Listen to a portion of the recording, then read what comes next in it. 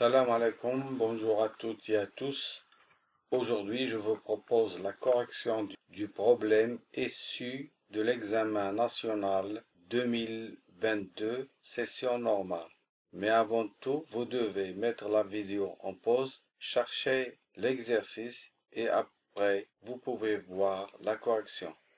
Alors, on considère la fonction numérique f définie sur R par f de x égale x, facteur de exponentielle de x sur 2 moins 1, le tout au carré. Soit c'est sa courbe représentative dans un repère orthonormé ou IG, unité 1 cm. Première question. Calculer la limite quand x tend vers plus l'infini de f de x et la limite quand x tend vers moins l'infini de f de x. Alors, en calculant la limite quand x tend vers plus l'infini de f de x, on a la limite quand x tend vers plus l'infini de x égale plus l'infini et la limite quand x tend vers plus l'infini de exponentielle de x sur 2 moins 1 égale, lorsque x tend vers plus l'infini, 1 demi x tend vers plus l'infini et exponentielle de plus l'infini, c'est plus l'infini. Donc cette quantité tend vers plus l'infini. Et puisque cette quantité tend plus l'infini, donc la limite quand x tend vers plus l'infini de son carré exponentielle 1 demi x moins 1 au carré tend aussi vers plus l'infini.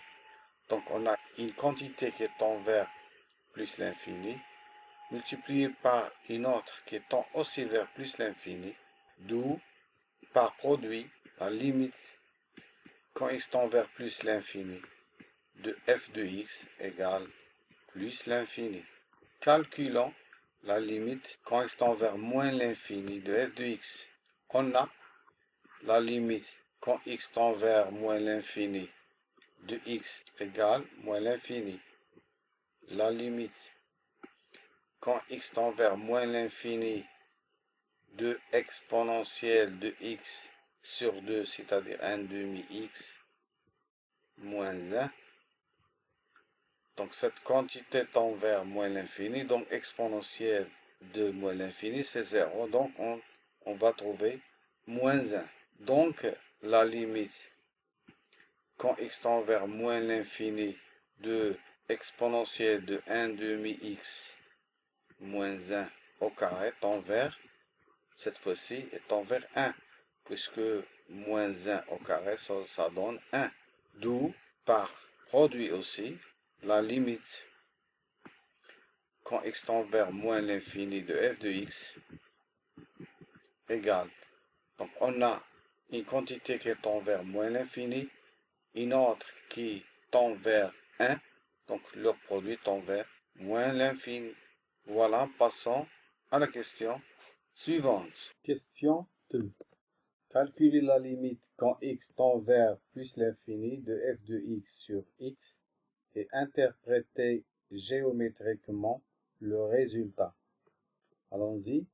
La limite quand x tend vers plus l'infini de f de x sur x égale la limite quand x tend vers plus l'infini de x facteur de exponentielle 1 demi x moins 1 au carré sur x égale, je peux simplifier par x, j'obtiens la limite quand x tend vers plus l'infini de exponentielle 1 demi x moins 1 au carré. Donc cela est égal à plus l'infini. Pourquoi? Car la limite quand x tend vers plus l'infini de exponentielle de 1 demi x est égal à plus l'infini. Avec moins 1, ça ne change rien du tout. Et plus encore, si on met cette quantité au carré, on a toujours la limite quand x tend vers plus l'infini de exponentielle de 1 demi x moins 1 égale plus l'infini. Donc, puisque la limite quand x tend vers plus l'infini de f de x sur x égale plus l'infini, on a une branche parabolique de direction l'axe des ordonnées. Jetons un coup d'œil sur le résumé du cours. Alors, on a ici la limite quand x tend vers plus l'infini, elle est égale à plus l'infini. La limite quand x tend vers plus l'infini de f de x sur x, c'est ici l'infini, et on a trouvé que c'est plus l'infini. Donc, notre résultat, c'est celle-là. La courbe admet une branche parabolique de direction l'axe des ordonnées au voisinage de plus l'infini. Donc, la courbe C admet une branche parabolique de direction l'axe des ordonnées au voisinage de plus l'infini.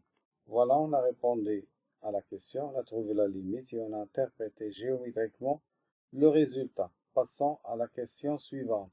Question 3, petit a, montrer que la droite delta d'équation y égale x est asymptote oblique à la courbe C, au voisinage de plus l'infini. Alors, pour que la droite delta d'équation y égale x soit une asymptote oblique à la courbe C au voisinage du moins l'infini, il faut que la limite, quand x tend vers moins l'infini, de f de x moins y soit égale à 0. C'est ce que nous allons montrer. Donc, calculons la limite quand x tend vers moins l'infini de f de x moins y, c'est-à-dire la limite quand x tend vers moins l'infini de f de x exponentielle 1 demi x moins 1 au carré moins x. Alors, la limite quand x tend vers moins l'infini de x exponentielle 1 demi x moins 1 au carré moins x égale, je développe la limite quand x tend vers moins l'infini de x facteur. Ça, c'est une identité remarquable. Exponentielle 1 demi x au carré. Ça nous donne exponentielle de x. Exponentielle 1 demi x au carré, c'est-à-dire exponentielle de 1 demi x fois exponentielle de 1 demi x égale exponentielle 1 demi x plus 1 demi x, ce qui nous donne exponentielle de x. Puis, moins 2ab. Moins 2 fois exponentielle de 1 demi x fois 1. Donc, on a moins 2 exponentielle 1 demi x plus 1 au carré, c'est 1 moins x égale limite quand x tend vers moins l'infini. Donc, je développe encore une fois x fois exponentielle de x moins 2 fois x exponentielle 1 demi x plus x et moins x. On voit bien que je peux simplifier par x et moins x. Il me reste limite quand x tend vers moins l'infini de x exponentielle de x moins 2 x exponentielle 1 demi x.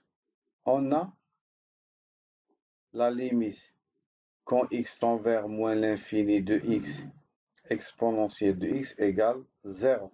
C'est une limite usuelle. Et la limite quand x tend vers moins l'infini de moins 2 x exponentielle de 1 demi x égale. Je vais transformer cette quantité de façon à obtenir une limite usuelle qui ressemble à cette première limite. Donc ici, on a 1 demi x, 1 demi x. Donc je dois avoir 1 demi x ici. Donc cette limite égale limite quand x tend vers moins l'infini de moins 4 fois 1 demi x. Moins 4 fois 1 demi x, c'est moins 2x. Voilà. Donc rien n'est changé. J'ai tout simplement fait apparaître un demi x qui ressemble à l'exposant de exponentielle fois exponentielle de 1 demi x. Donc, on pose u égale 1 demi x. Et si je fais un changement de variable, u égale 1 demi x, donc quand x tend vers moins l'infini, u tend aussi vers moins l'infini. Et on a la limite suivante. La limite quand u tend vers moins l'infini de moins 4 fois u fois exponentielle de u. Et cette limite tend vers 0. Cette quantité tend vers 0 fois moins 4 est donc égale 0. Donc cette quantité tend vers 0 et celle-là, on a vu qu'elle est aussi égale à 0. Donc la limite, quand x tend vers moins l'infini de f de x moins x égale 0. Donc la droite delta d'équation y égale x est asymptote oblique à la courbe C au voisinage de moins l'infini. Voilà, on a répondu à la question 3a. Passons à la question 3b. 3b. Étudier le signe de f de x moins x pour tout x de R et en déduire la position relative de la droite C et de la courbe C et la droite delta. On a f de x moins x égale x facteur de exponentielle de x sur 2 moins 1 au carré moins x égale, je mets x en facteur, x facteur de x exponentielle de x sur 2 moins 1 au carré moins 1 égale x. Ça, c'est une identité remarquable. C'est a au carré moins b au carré. b au carré, c'est 1 au carré. Elle est égale à 1. Donc, je peux écrire exponentielle de x sur 2 moins 1 plus 1 facteur de exponentielle de x sur 2 moins 1 égale x facteur. Ça, moins 1 et plus 1, ça se simplifie. Donc, c'est exponentielle de x sur 2 facteur exponentielle x sur 2 moins 2. Donc, on a exponentielle de x sur 2 est toujours positive. Donc, le signe de f de x moins x est celui de x facteur de exponentielle de x sur 2 moins 2. Donc, pour étudier le signe de f de x moins x, il suffit d'étudier le signe de x fois exponentielle de x sur 2 moins 2. Donc, on a x moins l'infini plus l'infini. Le premier facteur, c'est x. Il s'annule en 0. En 0. Il est positif quand x est supérieur à 0. Et il est négatif quand x est inférieur à 0.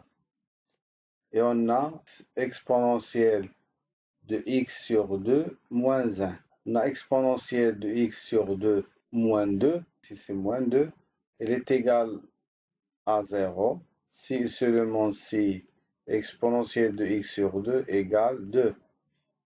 Je fais entrer le ln dans les deux membres. J'obtiens x sur 2 égale ln de 2. Je multiplie par 2, j'obtiens x égale 2 ln de 2. Je peux l'écrire ln de 4, mais bon, je laisse 2 ln de 2. Donc, cette expression s'annule en 2 ln de 2. Maintenant, j'étudie le signe. Exponentiel de x sur 2 moins 2 est supérieur à 0. Si et seulement si exponentiel de x sur 2 est supérieur à 2, je fais entrer le ln et j'obtiens x sur 2 est supérieur à ln de 2, car la fonction ln est croissante. Je multiplie par 2, 2 est positif, l'ordre ne change pas, j'obtiens x est supérieur à 2 ln de 2. Donc il est positif quand x est supérieur à 2 ln de 2. Et il est négatif quand x est inférieur à 2 ln de 2. Donc j'obtiens ici les points dans lesquels x facteur de exponentielle de 1 demi x moins 2 et s'annule en 2 ln de 2 et en 0. Et les positifs, plus fois plus ça donne plus fois moins ça donne moins, et moins fois moins ça donne plus. Voilà donc, on a étudié le signe de x fois exponentielle de 1 demi x moins 2. C'est le même signe que f de x moins x. Donc j'obtiens le tableau suivant.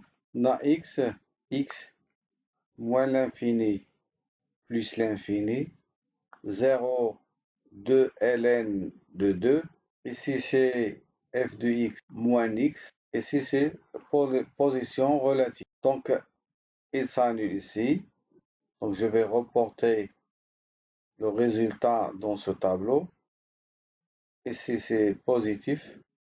Entre 2 ln de 2 et 0 c'est négatif. Et quand x est supérieur à 2 ln de 2 c'est positif. Donc j'obtiens le résultat suivant. Puisque la différence est positive, on a la courbe C et en dessus de la droite delta. Ici, puisque là, le résultat est négatif, c'est au-dessous de la droite delta. Ici, on a le signe positif. La courbe C est en dessus de delta. Ici, c'est un point d'intersection, je vais l'appeler I, d'abscisse de ln de 2 et d'ordonnée de ln de 2. C'est point d'intersection. Et ici, un autre point d'intersection, je vais l'appeler I', et son abscisse est 0 et son ordonnée est aussi 0. Voilà, comme ça on a répondu à la question. Passons à la question suivante. Question 4a. Montrer que f' de x égale exponentielle de x sur 2 moins 1 au carré plus x exponentielle de x sur 2 facteur de exponentielle de x sur 2 moins 1 pour tout x de R. Donc, la fonction f est dérivable sur R. Donc, on a f' de x égale x exponentielle de x sur 2 moins 1 au carré. Nous allons dériver cette expression. Il se forme d'un produit de deux fonctions. Et lorsque je veux dériver un produit de deux fonctions, u fois v' égale u' fois v plus v' fois u. Et j'ai aussi une fonction entre parenthèses avec une puissance. Comment dériver une fonction avec une puissance? Si j'ai par exemple u à la puissance n et je veux la dériver, elle est égale à n fois la dérivée de u, c'est u' fois u puissance n moins 1. Et aussi on a l'exponentielle de x sur 2. Comment dériver une exponentielle? Avec une fonction exponentielle de u de x par exemple, prime, elle est égale à u' de x fois exponentielle de u de x. Bon, donc cela est égal à x' fois exponentielle de x sur 2 moins 1 au carré, plus x fois la dérivée de exponentielle de x sur 2 moins 1 au carré, prime. égale la dérivée de x, c'est 1, donc il me reste exponentielle de x sur 2 moins 1 au carré, plus x, facteur de quoi? De la dérivée de cette fonction. C'est 2 fois exponentielle de x sur 2 moins 1 prime fois exponentielle de x sur 2 moins 1, n moins 1, c'est 2 moins 1, ça fait 1, égale exponentielle de x sur 2 moins 1 au carré plus x fois 2 fois la dérivée de exponentielle de x sur 2, c'est 1 demi exponentielle x sur 2 fois exponentielle de x sur 2 moins 1 égale, je peux simplifier ici par 2, donc exponentielle de x sur 2 moins 1 au carré, plus x exponentielle de x sur 2, facteur de exponentielle de x sur 2, moins 1. Et c'est le résultat demandé. Donc, pour tout x de R, on a f' de x égale exponentielle de x sur 2 moins 1 au carré, plus x exponentielle de x sur 2, facteur de exponentielle de x sur 2, moins 1. Voilà le résultat attendu. Passons à la question 4b. Vérifie que x facteur de exponentielle de x sur 2 moins 1 est supérieur ou égal à 0 pour tout x de R. Puis, on déduire le signe de la fonction dérivée f' sur R. On peut faire le tableau suivant. On a x plus moins l'infini plus l'infini. On a 0. X, il s'annule en 0. Et bien sûr, il est positif quand x est supérieur à 0. Ici, on a les valeurs négatives. Maintenant, reste à déterminer le signe de exponentielle de x sur 2 moins 1.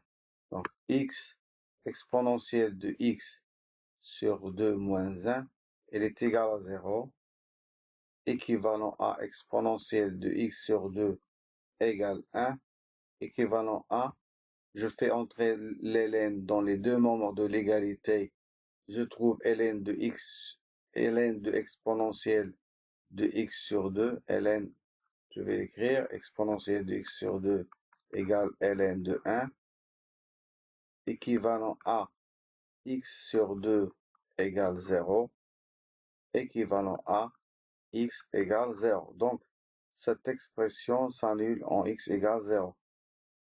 Celle-là, donc, exponentielle de x sur 2 moins 1, s'annule aussi en 0.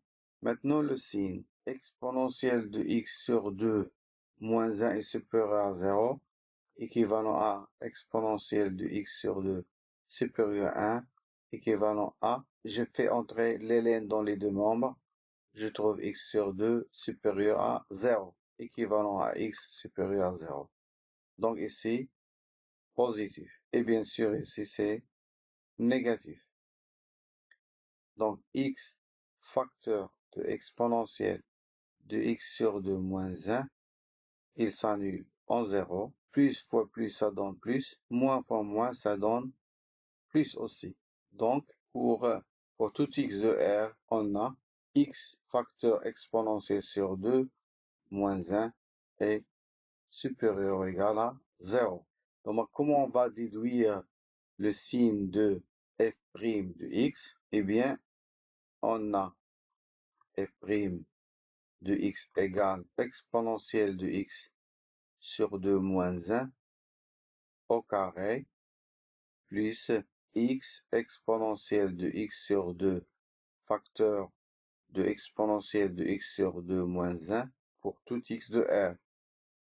Or, exponentielle de x sur 2 moins 1, elle est toujours positive. Et on a exponentielle de x sur 2 est toujours positif. Et on vient de le démontrer, de le vérifier, x exponentielle de x sur 2 moins 1, elle est toujours positif. Et ce sont les éléments qui constituent la fonction f'. Donc, pour tout x de R, f' de x, elle est supérieure ou égale à 0. Maintenant, on peut passer à la question suivante pour dresser le tableau de variation de f. C'est la question 4c. On a pour tout x de R, f' de x est supérieur ou égal à 0. D'où le tableau de variation de la fonction f. Donc, les x moins l'infini plus l'infini. f' de x et la fonction f. f' de x, on a vu qu'il s'annule en 0 et elle est toujours positive. D'où la fonction, elle est croissante. Quand x tend vers moins l'infini, f de x tend vers moins l'infini. Quand il tend vers plus l'infini, f de x tend vers plus l'infini. Et on peut calculer f de 0. On voit bien qu'elle est égale à 0. f de 0, elle est égale à 0. Voilà, nous avons terminé l'exercice. J'espère que vous l'avez bien compris. À très bientôt et bonne chance.